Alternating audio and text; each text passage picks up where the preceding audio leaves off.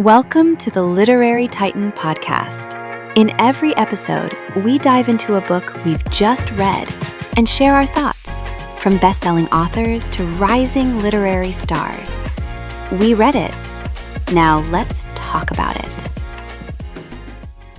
V.W. Black's The Cycle of the Serpent is a dark, speculative anthology built around 8 historical collapses, from the Ice Age steppes to Pompeii, Viking Fjordlands, Plague-era France, the Dust Bowl, wartime Europe, and a near-future AI tower.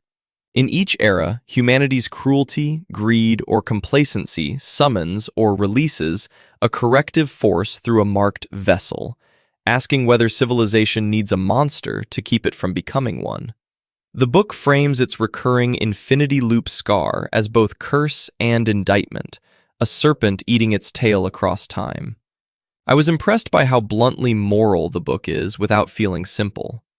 Its premise could have turned into a procession of punishments, but the stronger sections complicate the judgment. The correction is terrifying, often excessive, and yet the societies it visits have already made ordinary mercy feel endangered. Author V.W. Black writes catastrophe with a tactile nastiness. The cold has weight, dust has teeth, and heat becomes almost juridical.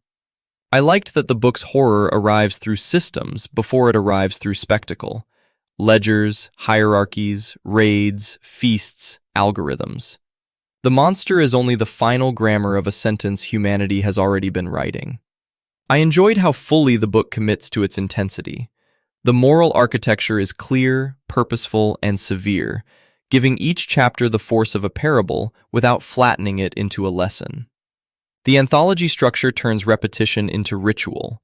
The same scar, the same failure, the same awful question returns in different costumes, and by the final book, where the cycle mutates into technological apocalypse, the pattern feels less like a device and more like a diagnosis.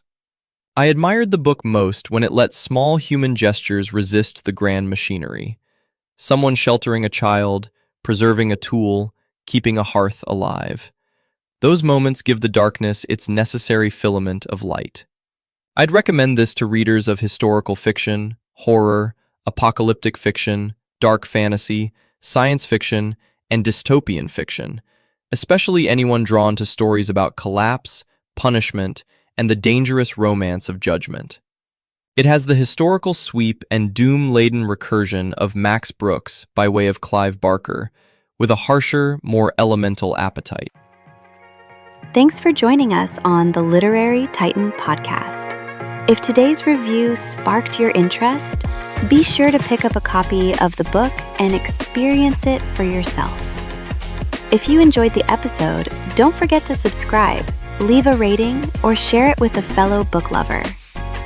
Until next time, keep reading, not just to escape, but to grow.